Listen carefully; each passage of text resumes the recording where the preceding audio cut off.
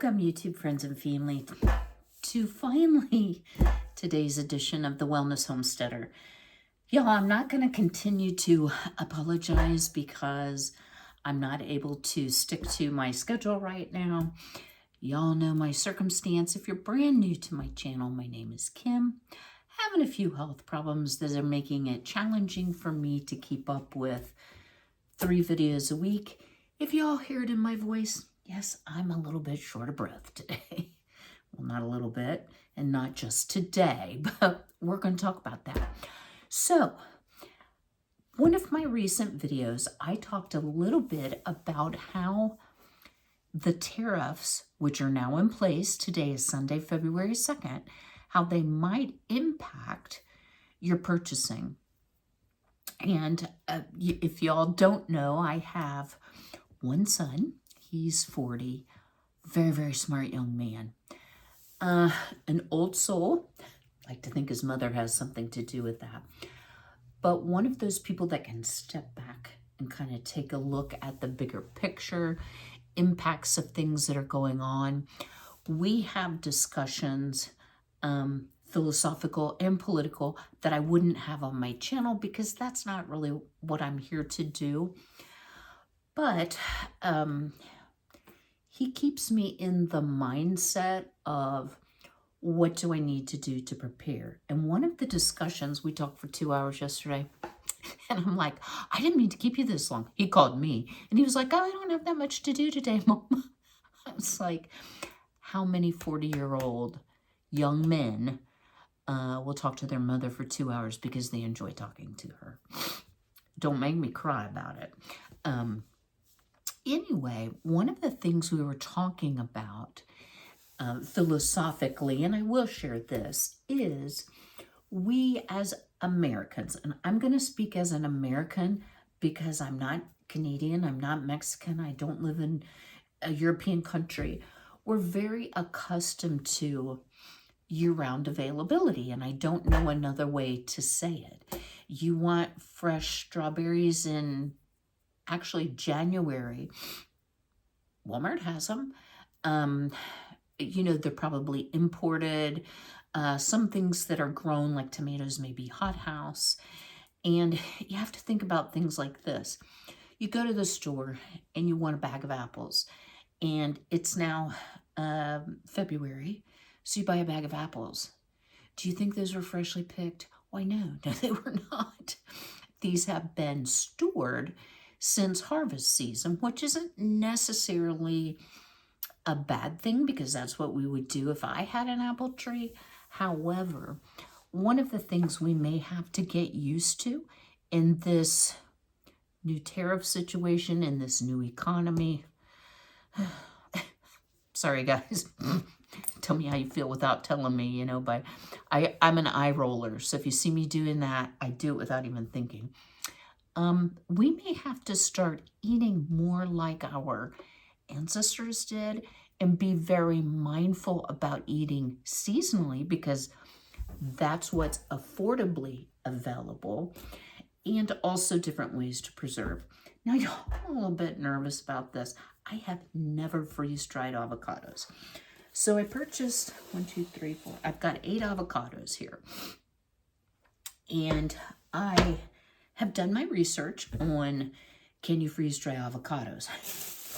And if you saw my community post, one of the things is you get about a 15-minute window, especially on organic avocados, which is what I purchased from Mexico.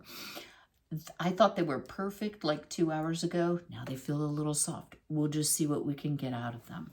So I do have a Harvest Right freeze dryer. I'm not going to turn, you need to turn it on 10 to 15 minutes prior to loading. I'm not going to turn it on quite yet. I'm going to get started, then I'll take a break because I think it's going to take me longer than 10 or 15 minutes to cut these up. I do not have the tray liners, the silicone ones like the Silpat. I don't know what they're called. They're very pricey. Guess what?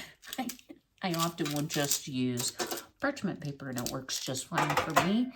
Some things you don't even need to line the tray. Fruits like strawberries will stick occasionally. So I have those all loaded ready. I don't know if I'll get 4 trays full. The other thing I have, besides the fact that I cut the bag open on the counter and it shutted, I have just some great value lime juice. You could use lemon juice. You could use a citric acid solution. These are going to turn, y'all, if you don't treat them.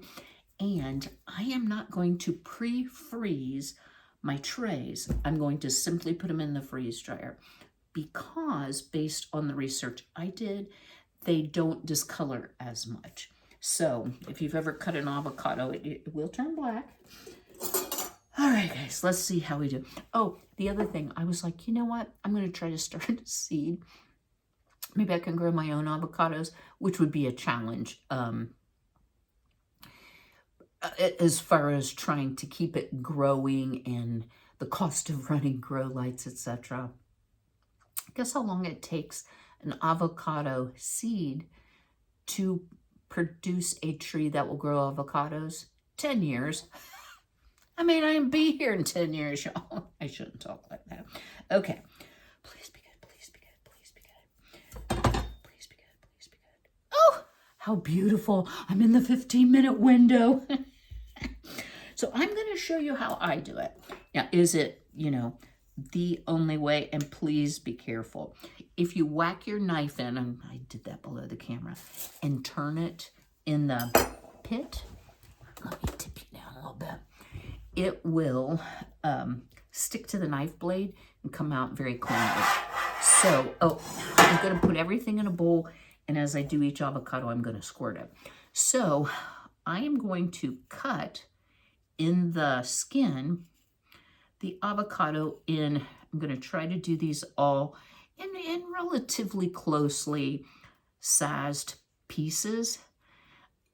Now, how am I going to utilize this? And why, besides the tariff, am I using avocados? Well, I'm going to share all that with you as well. So this is what we have, is a nicely little scored avocado. Find the area where it's very nicely separated. And look at this, guys. We have nice pieces. You don't want to just have mush. Mush is fine for avocado toast. I'd prefer not to have a lot of mush for freeze drying, but we may have some mush, and that's okay. So that's how I cut them. So one of the reasons, the major reason, besides the fact I love avocado, is I've been working on my health, my wellness, and my most recent blood work. I was very pleased at my total cholesterol. I was not pleased with my good cholesterol, which is known as HDL, or high density lipoproteins. So I've been doing, see how beautifully those come out? Some research on foods that can raise, sorry guys, I forget some of you wear headphones. I won't do that again. Where was I going with that? Is avocado. Avocado will raise your, and I'm just gonna shake a little bit of lime juice on it. High density lipoproteins. It's one of the foods that's very good. Oh, I love them. And then the tariff information came. And so I'm like, look, I'm not going to tell you that I'm not going to go buy, ooh, boy, that's a tough peel. Expensive, more expensive than normal avocado, because it's probably not the truth. But if I can preserve some, y'all, I'm definitely in my 15-minute window. And let me show you the whack and twist again. Just be careful you don't use a great big knife and whack your hand. Ask me how I know. So I've stuck it into the pit and you turn. Now sometimes, there we go. It's harder to get out, but it should come out fairly simply so you can throw it all over your countertop. So I'm just trying to circumvent the initial rise, if I can. by preserving avocados, and I purchased these quite unripe. I'm in my 15-minute window.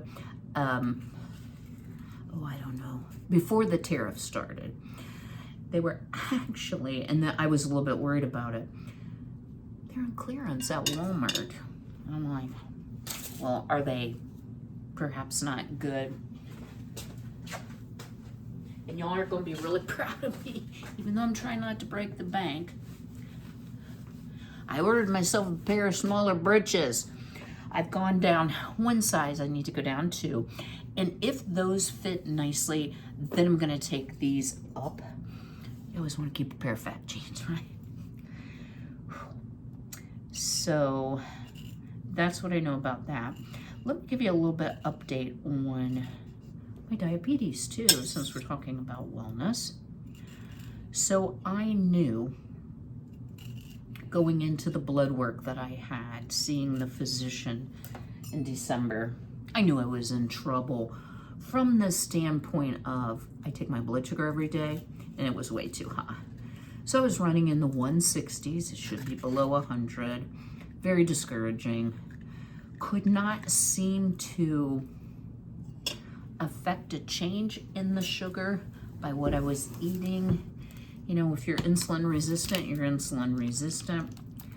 So yes, indeed, I had the highest ever full-blown diabetes, hemoglobin A1C. So I went back on the Trulicity, and I've done a lot better on it. Guys, if you're taking any type, and Trulicity is a lesser known, less popular GLP-1 medication, like the Ozempics and the Wegovy and all of those, you can learn how to manage how full your stomach is so you don't suffer as much of the nausea. The first time around when I took it, I visited the restroom on the regular and I was sick so much. Not fun. And my primary reason was not overloading with food, it was overloading with liquid. Y'all know me and my sippy cup. So I've had to kind of learn, 15-minute window. Let me try this bigger one. Yeah, that actually works better. How to sip and not gulp. And it's not that I'm consuming sugar or calories with what I drink. Most of the time, not all, most of the time it's water. Now I do have a circle bottle, and sometimes I will turn, like right now I have the cartridge turned off, and I will use some sugar-free, okay, that was one of the ends, get that off. Some sugar-free syrups, the skinny syrups, I love them. I did it again, y'all don't fire me. Those seem to work really well, in my opinion, to give you that variety that you may need. Now that had a little tiny brown spot. If you just, you know, you're like, I'm over the water kind of a thing, but not having as much liquid on my stomach has really helped me. So maybe that will help you, or changing that you're not drinking your liquid heavily while you're having your meal. That's another suggestion that I don't do super great with, but I am working on it. Okay, almost, I'm gonna get half, okay, don't scratch yourself with the lime juice, wow. Thankfully it didn't go fully in my eye. Whew. So here's what we've got. Let me get to the halfway point. We'll go in, I'm pulling off the nub here. Ooh, I missed a sticker when I washed them. And I do wash my avocados. You have something else you want to watch for is make sure that the avocados don't have a sticker that says appeal, A-P-E-E-L. That is a coating they are putting on even organic avocados that makes the shelf life like 30 days longer. So while you no longer have to deal with your 15-minute window, yeah, no thank you. So I'm kind of picky, and I watch very carefully about not getting, and I thought, oh, well, I'll just buy organic. Well, that's not the solution either. So just know that that can be an issue too. And I do have a whole video, see how well that works, on appeal if you have an interest. Okay. So back to the diabetes discussion. I started taking the Trulicity, lowest dose. That's how they start you. Well, my blood sugar went down. It went down about 40 points, which is great. So now I'm not in the 160s, I'm in the 120s, which is still too high. So I got a little bit of the seed exterior in this one. After 2 months, almost 2 months, on the lowest dose, they raised it to the 1.5 from the 7.5. Well, y'all, let me tell you, I was too cocky thinking, well, I kind of got this down pat. I don't get sick near as often. So that was one of the reasons we didn't have videos this week. I way overate. Not overate, overfilled my stomach with a combination of food and liquid, but it was primarily liquid, not thinking about the stronger dose. So since then, I have to watch it. Coffee still does not settle well with me. I might have half a cup just because that's a habit, and I love me some coffee. So I'm learning, I'm adapting, so that's a good thing. Now let me go take y'all in. Don't judge my pantry now. We'll get the freeze dryer started, and then we're gonna come back and we're gonna talk a little bit about what I've discovered about my heart tests and what I plan to do going forward. So, y'all, I hope you'll stay tuned here a minute. Come on with me. And we'll go into the front room.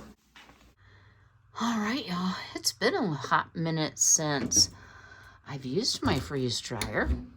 So I'm gonna go ahead and shut it and start it, and it's gonna tell you, cooling vacuum chamber, waiting 15 minutes before loading trays. So let's get back to cutting avocados while this cools down. All right, y'all, swing you back around. We'll get back to our avocados. Oh, goodness. So, y'all, I hope I can do this in a professional manner. You don't have to worry about me busting out with a bunch of cursing or anything. However, I'm frustrated, and to say I'm anything but would be a gross understatement. So, here's the deal. 15-minute window. Okay, guys, I'm gonna quit saying that. I had the Holter monitor EKG test done 14th and 15th of January. This is February 2nd. Pardon the hiccups. The actual Holter monitor was turned in the morning of the 16th. I got nothing here. I assumed, because I go to the dark place, that perhaps they accidentally erased it, lost it, something to that effect. Evidently, that is not the case. So finally, in frustration, just over a week ago, I notified my physician, hey, my shortness of breath is worse. I'm not okay with this. Like, I need answers. And I can't really get a cardiology referral or a full picture diagnosis. without those test results. So the medical assistant calls the cardiac outpatient testing department, who's like, yeah, well, we'll get it read once we have a physician that can read it. Now, y'all, I don't believe that. What could be the case is not every physician that's an expert in cardiology chooses to read those, so they have very few who are willing to read those results. I suspect that could be it. So, in frustration, I very politely called patient relations. And yeah, I just wiped my nose on that dish towel. And I'll wash it. Patient relations said, and if you see another gray one, guys, I have like 17 gray Grove washcloths. Oh my gosh, this is terrible. I will be sure to look into this. I actually have a week to give you any results, but I'm going to push this forward to the top, right? Like as a priority. I really felt heard. I felt reassured. I was like, okay, I'm finally getting somewhere, right? Until they called me back 2 days later. Very polite. However, well, we did send it on the 22nd to Dr. X. I'm not going to tell you who it is because I don't want to be negative about a physician because I'm not even sure this is all true, right? He just hasn't had time to read it. Okay? But I need it. Well, but he'll get to it when he gets to it. But that doesn't help me. What if I have a fatal type, I don't think I do, arrhythmia, heart not beating properly? What if it's something serious like that and he just doesn't have the time to read it? Well, I don't know what else we can do. The physician has it. He'll get to it when he gets to it. So kind of what that says to me is, we don't care. You got bad heart? I'm sorry about that. Guys, I'm still not, I mean, I know I have at least a degree of a heart problem, but I'm not sure that's all of it, right? There may be other testing I need to have done, like lung testing, right? Because I am short of breath. They're not going to confront a physician. The physician is Lord. And I'm really discouraged and I'm really disappointed in the hospital. So I let them know in a very polite way. Never called anybody any names. Thought them in my head, but didn't call anybody names. I said, what if I'm getting worse in the meantime while he's finding time to read? I might have rolled my eyes, but she couldn't see me. And guys, this is what is so discouraging to me. The pat answer, which I also got from my physician's office, is, well, then you should go to the ER.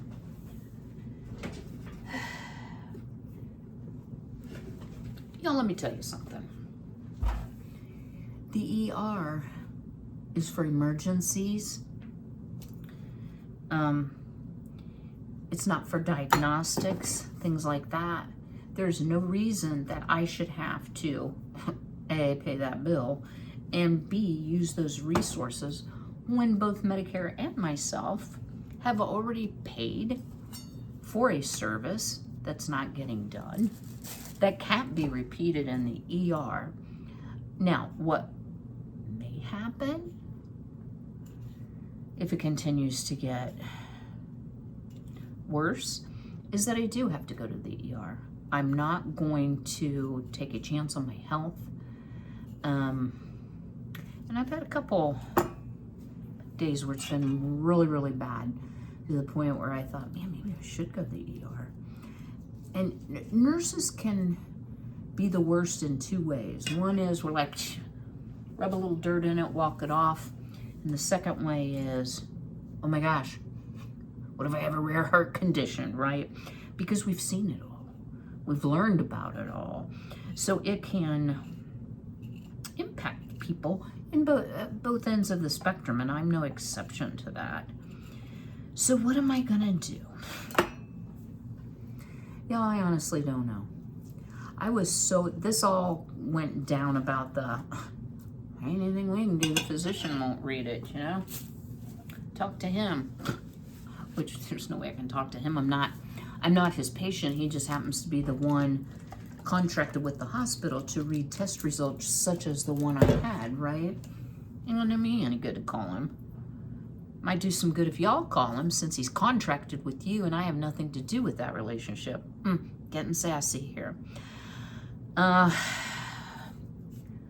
My other disappointment, y'all, and I really do like my physician. I really do. But her attitude's been very, very much the same. You just gonna have to wait on it. Don't know what to tell you. When they get it read, they get it read. So it's been, it was a week Friday that I said, sorry, no. My shortness of breath is worse. I'm more challenged. Happy to come in. What are next steps? I got nothing. So when I let the office know, hey, I haven't heard back, well, you just need to go to the ER. So that's how they, kind of absolve themselves of responsibility, get you off their back, however you want to look at it. I'm sick of it. So that is the full disclosure, y'all. What I will say is I dealt with things somewhat like this, not to this degree, with my mom. I was my mom's healthcare advocate. I was her durable power of attorney for healthcare. I had all the paperwork in place. So not only could I make decisions, I could work with healthcare entities when things hung up like this. Never had anything hang up to this degree. It's special for me. But if you have someone that you're advocating for, I want to tell you, there is no way my mother could have or would have done what was needed to resolve a situation like this, because it wasn't in her wheelhouse even before her dementia progressed to the level that it did progress. Y'all, I'm just spreading it out on these trays. I'll show you how I'm going to do it. Since I'm running the freeze dryer, I'm not going to try to overload the trays. I'm going to try to spread it out. And I think they'll freeze dry better, faster, more evenly, more into chunks. It was very nice and ripe, but not overly ripe. So yeah, something to this effect. I'll probably put a few more on here. So let me get these trays loaded. We'll take them in, get them in the freeze dryer. By the time I get the trays loaded, we should be at the 15-minute mark. See you then. All right, y'all, I've loaded the trays in. I have closed my drain valve. I'm gonna hit continue, and it's gonna start freezing. Let me take you back to the kitchen for some final thoughts. All right, y'all, we got a project done. Yes, I am short of breath. Whew. Y'all, I'm not short of breath when I'm sitting or even just standing. It's when I walk around a lot or climb the stairs. So please excuse, but if I'm going to do a video, I'm going to be short of breath until I get an answer or end up in the emergency room, which I hope not, y'all. I hope not. So, y'all, welcome to Ohio, Ohio. My sister used to have a TomTom that when she lived in Chicago, and it would say Ohio instead of Ohio. I'm like, really? software don't know that. Anyway, chilly today, but going to be up in the 40s. Chicken water frozen this morning in the mid-20s, but it's supposed to be up in the upper 40s today. But y'all aren't gonna believe this. It's supposed to be 61 tomorrow. We'll see if it actually is. I can't remember a time, I'm sure there has been, where we've hit 60 in February in Ohio, but it's not gonna last. It's like a one-day thing. But I'm gonna get outside, and even if I have to sit down a lot, I'm going to enjoy it. Today's very overcast, very gloomy.